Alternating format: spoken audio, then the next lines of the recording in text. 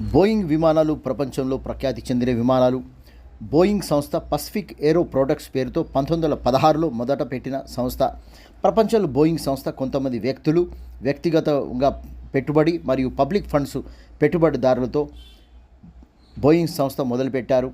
ఖచ్చితమైన నిర్ణయాలతో, దిక్సూచిగా పనిచేసే నైపుణ్యం గల సాంకేతిక ఇంజనీర్లతో, ఫలితాలు రాబట్టే విధంగా ప్రణాళిక అమలుతో ప్రపంచ ప్రసిద్ధిగాంచిన బోయింగ్ విమానాల తయారీ సంస్థ. ఈ సంస్థ పెట్టిన వ్యక్తి పేరు విలియం ఈ. బోయింగ్. ఈయన అమెరికన్ కలప వ్యాపారి.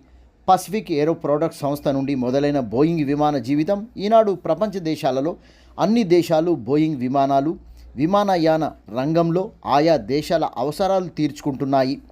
విమాన తయారీలో ఎన్నో ప్రముఖ కంపెనీలు వచ్చినా తట్టుకొని విమాన సంస్థ తయారీలో పోటీని ఎదుర్కొంటున్న బోయింగ్ విమాన సంస్థ. బోయింగ్ 737 మ్యాక్స్ రకం విమానాలు కొన్ని సంవత్సరాలుగా ఏదో ఓ కారణం చేత సాంకేతిక సమస్యలు తలెత్తుతూ కూలిపోవడం జరుగుతుంది. అదేవిధంగా ఇటీవలి కాలంలో ఇంజన్ కవర్ గాలిలో కొట్టుకుపోవడం, ప్రయాణికుల ఆర్తనాదాలతో విమానం కిందికి దించిన పైలట్, ఇలాంటి సంఘటనలు చోటు చేసుకుంటున్నాయి.